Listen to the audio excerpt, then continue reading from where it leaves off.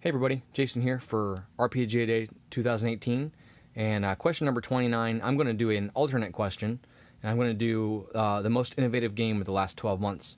And for me, personally, the most innovative game in the last 12 months, for my play style and what I'd like to do with gaming going forward, is Sharp Swords and Sinister Spells by Diogo Nogueira. And I've talked about this game a few times in my videos lately, and I'm going to keep this brief because the game is free.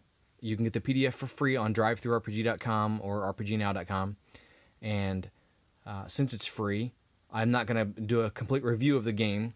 You know, it's a small game. It's only, like 90 pages or so.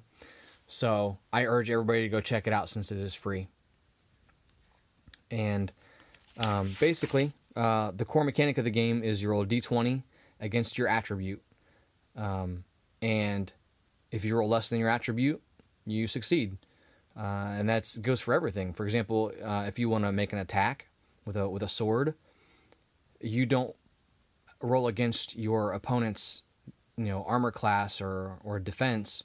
You roll against your physique. So you have to say if your physique is 14, you roll a d20, you roll 14 or lower, and you hit.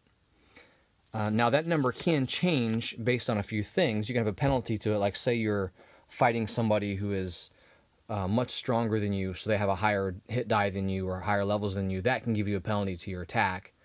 But the basic gist of it is, roll your attribute or lower and you succeed. Whether it's a climbing roll or, you want to fire an arrow, roll your agility or lower.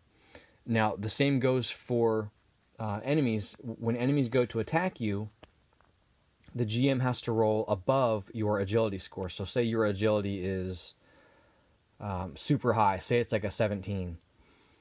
The GM has to roll 17 or higher to hit you every time, which might seem like you may never get hit, but there are, like I said, there are bonuses and penalties to the system that make it not so static. So it's really kind of cool. It's very streamlined and fast. There's some of the cool art in the book. And it does use the advantage and disadvantage system that 5th edition uses to keep it easy.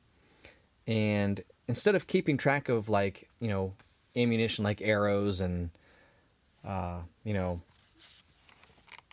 thrown things of oil and things like that, it has a usage die like the white hack and black hack. So it's got some stuff taken from a lot of games, and kept a pen there as a marker. The book is just chock full of flavor and heart.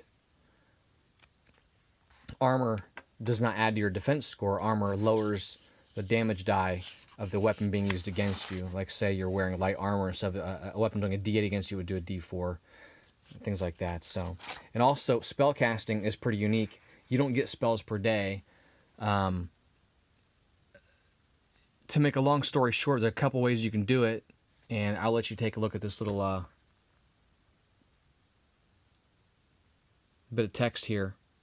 Pause this and read over it.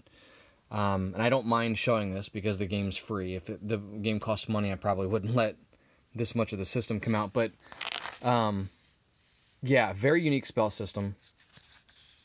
And you can learn any spell at any level, basically. It doesn't... There's no, 9th level spells and 4th level spells and this and that. It's, just the variations of how powerful a spell could be. And it's got an adventure generator in it. The leveling up is pretty unique. You don't level up based on experience. You level up based on how many adventures you've played. So that's kind of cool. And then when you level up, you get to do improvements for your abilities and stuff. Now, one thing that I really liked in this, and I think this might actually be in the supplemental book for it, is special abilities. Like, say, for example, in this game, there are 3 classes. There are the warrior, right there. The specialist, which is like the thief or the rogue, and the spellcaster or the magic user. That's it.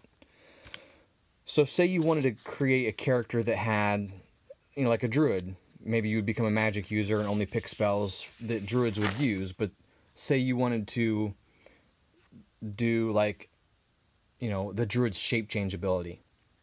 Well, there is no shape change ability in the game. However, there is a mechanic in the game where you can be taught special abilities. Like, say, a paladin's lay on hands ability.